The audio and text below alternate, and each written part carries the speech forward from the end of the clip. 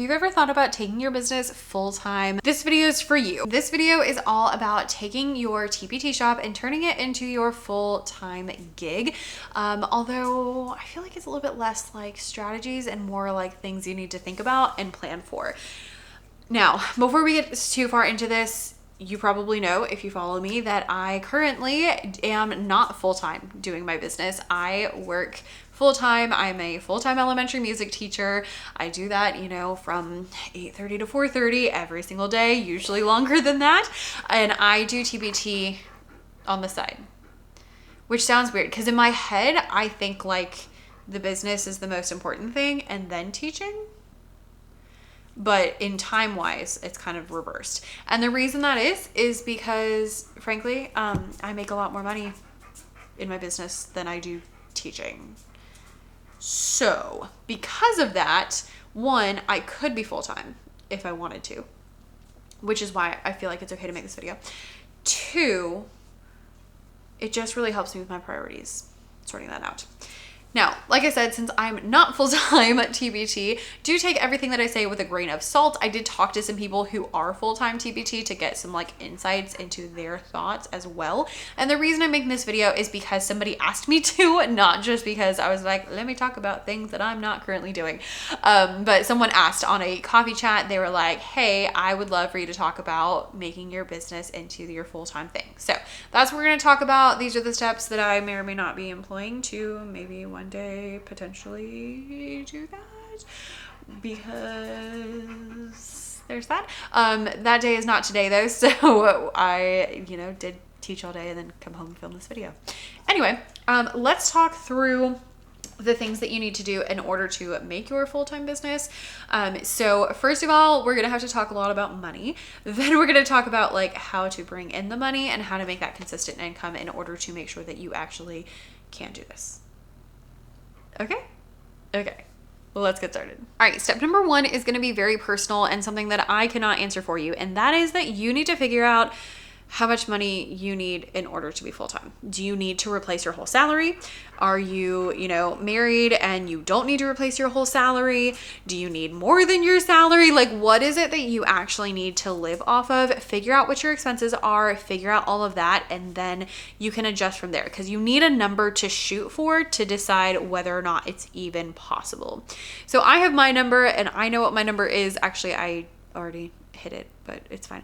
And so I know where that is. And so that way I know what I need to do in order to make that leap one day. And you need to do the same thing. How much do you need to cover your lifestyle? And then, is this the lifestyle you want? Do you need more because you want to take more vacations? Do you need less because you actually don't need as much money? Maybe if you're not driving to school, you're going to save a lot of money in gas. Depending on all of those kind of factors, things might change. So get yourself a number of what you actually need to make as far as money goes, so that then you're able to accurately figure things out. Once you have that number, I would say, depending on how comfortable you are, you want to hit that number at least a few months in a row before you would quit. I would not just be like, oh, I hit it one time and then quit, because, in August, I make a lot more sales than I do any other month of the year. So I can't base anything off of August. I also can't base anything off of June or July, because I don't make a lot of money in those months because it's the summer and teachers aren't buying, and that's totally fine, but it's the reality of things. So you have to make sure that you're hitting your number enough months for you to feel comfortable. I can't tell you how many months that's going to be. For me personally, I would say almost every month of the year, I need to hit that number in order for me to feel comfortable about actually quitting my job in that. The other thing you need to do is that you need to have some money in savings, because like I said, June and July, we don't make a lot of money. And so we kind of have to compensate for that other places. The other thing is, my shop started to gain traction right before 2020 hit. And when 2020 hit, the pandemic hit, all of that happened, my sales went to absolutely zero. And it was one of the scariest moments of my life. And I am so glad that it happened so early, because if it had not happened, I wouldn't be as aware that this was a thing that could happen. And it happened early enough where I wasn't relying on the income yet, which was great because then I was, it was scary, but it wasn't like the end of the world. Nowadays, I use my income a lot more. We live actually off of my income and not off my teaching income. And so because of that, we are just like in a very different position. So today, if my sales went to zero, I would have a very big problem. I mean, it would probably be fine, but I would not be chill. So my point being, you need to have some money in the bank for those expenses. Depending on, your situation and all of that, people say you should have 3 to 6 months of expenses in the bank, just in general for everybody.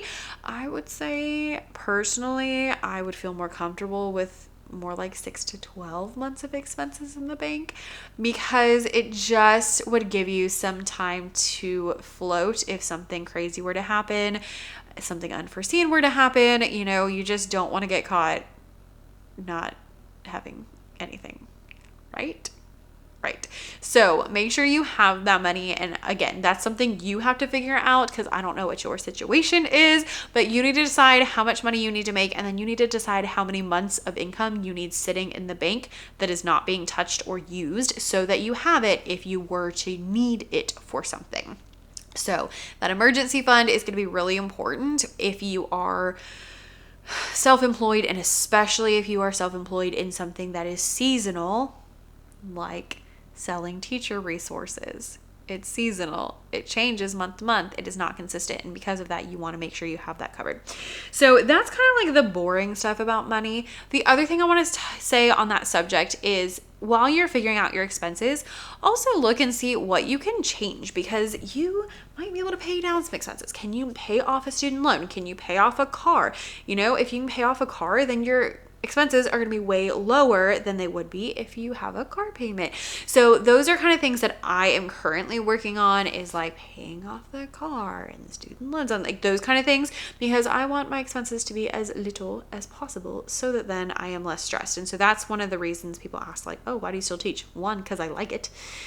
2, because I'm trying to like get myself in a really good financial situation, so I'm just not worried. So paying down the house, probably not paying it off, but paying down the house, paying off cars, like that kind of stuff, so that way the expenses are lower. So if I have a lower month, it's not the end of the world. Okay. So that's number 1, is like the money stuff. Number 2 is bringing in all that money. So you have to figure out all those things. And then it's like, okay, well, now I know my number. How do I make that number actually a thing? Let's talk about it. Okay, so bringing in said money, hopefully consistently. The hardest part about online business is that consistency aspect, because I don't know about y'all, but sometimes sales are higher, sometimes sales are lower, and it's really hard, especially at the beginning, to like even those out.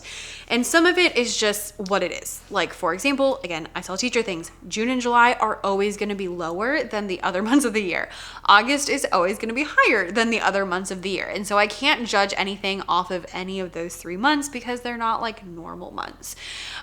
So it's never going to be like truly consistent income, but the more consistent you can make it, the better off you're going to be. So how do you make consistent income? I think I made a video about this pretty recently, talking about like products that sell all of the time and what they had in common. So I'll link that down below. But other than that, number 1, make sure that you have products that appeal to people and sell consistently. So I personally love a seasonal product. Seasonal clip art is like my absolute downfall. Oh my gosh. Cute Christmas clip art. I cannot tell you how much money I've spent on cute Christmas clip art, especially. But any of it, like the spring stuff, and oh, I just can't. I'm getting excited just thinking about it. I love a seasonal product. I think they're fun. I teach very seasonally, so we do fall things in the fall and we do winter things in the winter, and that's just how I like to teach, and so that's how I like to make my products. However, it doesn't help if you're trying to have consistent income. What's better if you're trying to have consistent income is having products that sell all of the time. So I do have some of those as well. We call those evergreen. So things like, games that work all year long, that people can purchase all year long. Those are things that are really good to have, especially if you're looking for that consistent income. Now, I'm not saying you can't do seasonal products. What I'm saying is that if you're looking for consistent income, I would start with, and I would, again, if you're concerned about consistent income, I would look at evergreen products. So even I was looking through my store the other day and I was thinking, okay, what can I do to like raise the income of my store? And you know what I said? I said, I need an evergreen product that people are searching for that will sell over and over and over again, month in and month out. That's what I need in order to take my shop, you know, make more money in my shop. I need something that's going to sell over and over and over again. So look for those kind of products, things like sub plans, things like worksheets, things like review games. Those are things that can sell over and over again if they're not seasonal. And that's going to help with that consistency aspect, is having things that are going to sell over and over and over again. Seasonal products are great, but the problem with seasonal products is you have to make them for every season if you want them to be consistent, which is fine, but it just is a lot more effort because you have to make like a lot more. Because, you know, now instead of having the one product for the whole year, I need fall and winter and spring and summer in order to make it work. So I still love seasonal products. I sell a lot of seasonal products in my store, but if you're looking for like, how can I make consistent income?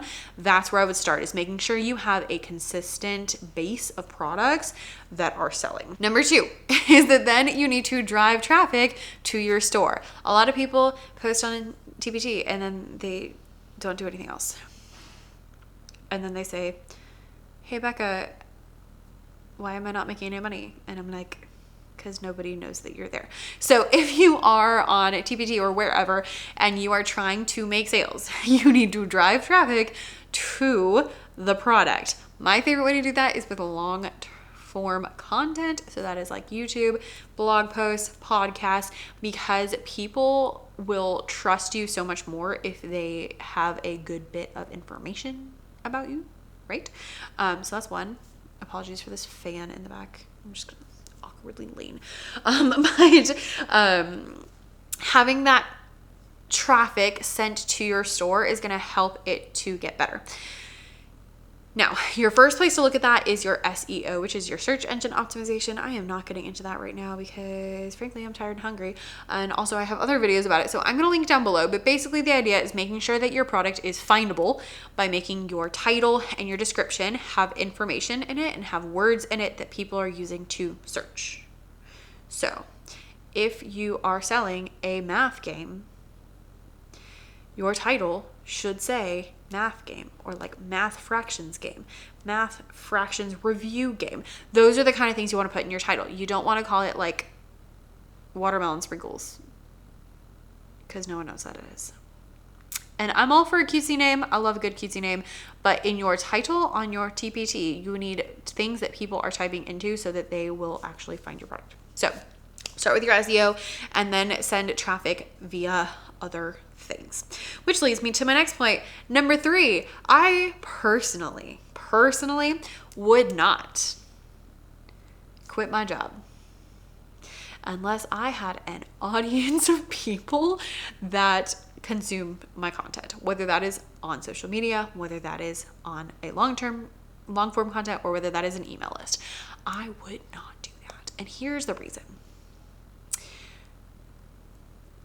1, your income goes up exponentially when you have an audience. So that's number 1.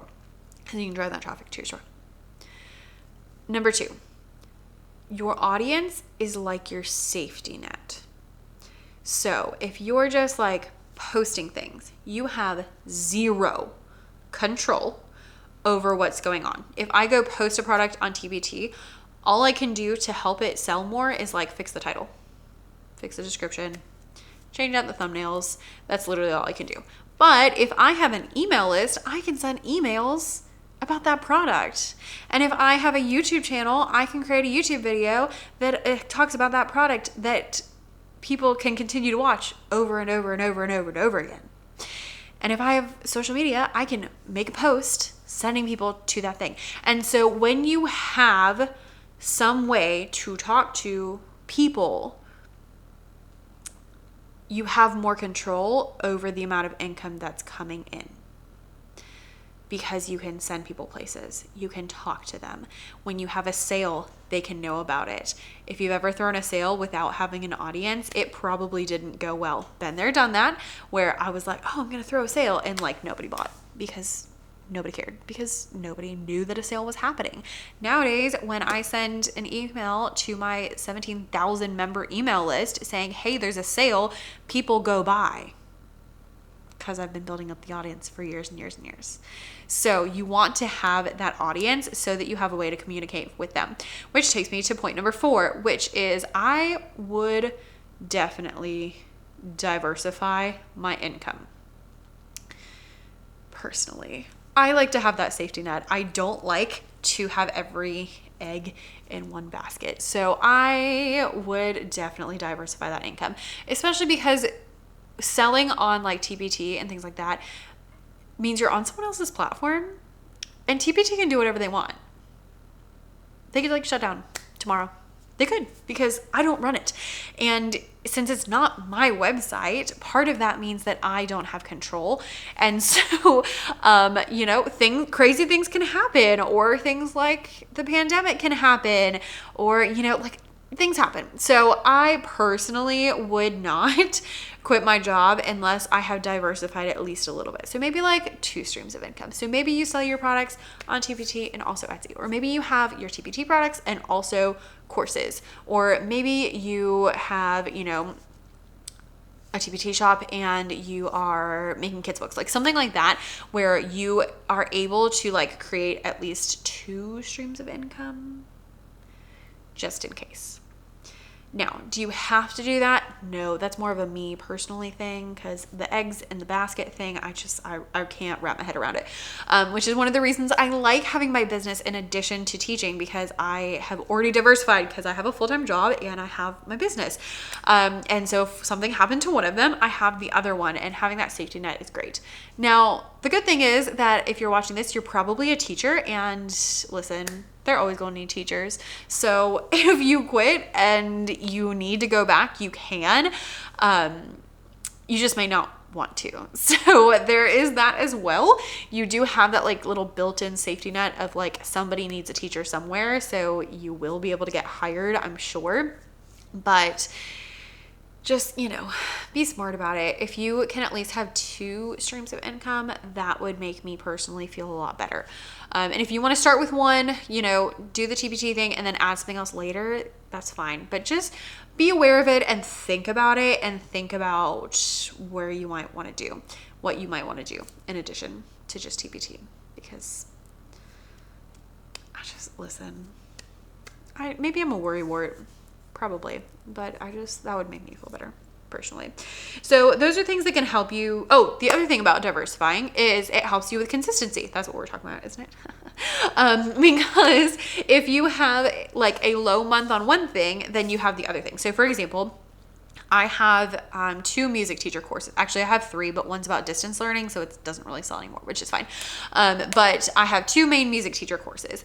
And in the summer, when I am not making a lot of money on TPT, I do make a decent amount of money on my courses, because even though people may not be like purchasing lessons because they're not like teaching this week, they are purchasing professional development. And so my courses usually help to at least, if not completely weigh out the scale, it at least helps and puts them a little bit more, in the right direction. But that's a good example of that consistency coming from diversifying a product. So just things to think about if you are looking to be, full-time TPT. I would personally also say, if you are looking to do that, go ahead and start thinking of TPT or as your business as the most important thing now, so that way like you're mentally already kind of there. And then the other thing I would say is like, make sure you have those healthy habits established, so that when you do quit, you actually like do work and not like quit and then sit and watch Netflix all day, because that's probably not going to help you to make money. Right. I would love to hear from some of you if you happen to already be a full-time TPT seller, because like I said, I am not. These are just like my thoughts, my feelings, things that I'm currently working on for the future, but you know, can take with a grain of salt, because, you know, I was at work from 8:30 to 4:30 today. So there we are. But since someone asked, I wanted to give my 2 cents about taking your business full time. And if you're in that stage, like, kudos to you. That's amazing. Wonderful. Love it. And don't let anyone tell you otherwise. And also, can I say, sometimes people will be like, oh, well, if you make money on TPT, why do you still teach? And then they're like, oh, probably because you need to like get inspiration for your classroom. You can get inspiration without being in the classroom. Okay, it might be easier, but if that's your only reason to stay in the classroom, that's not very good. So just throwing it out there. You know, we want to be in the classroom because we love teaching, and not because I need inspiration for my products. Just start making a list, and I'm sure that you will find something. Okay, so don't let that part like hold you up, or the part of like, oh, well, if I'm not a teacher, no one's gonna buy from me, because that's just completely wrong. So ignore that. Okay, thanks for watching. I'll see you in the next one. Bye.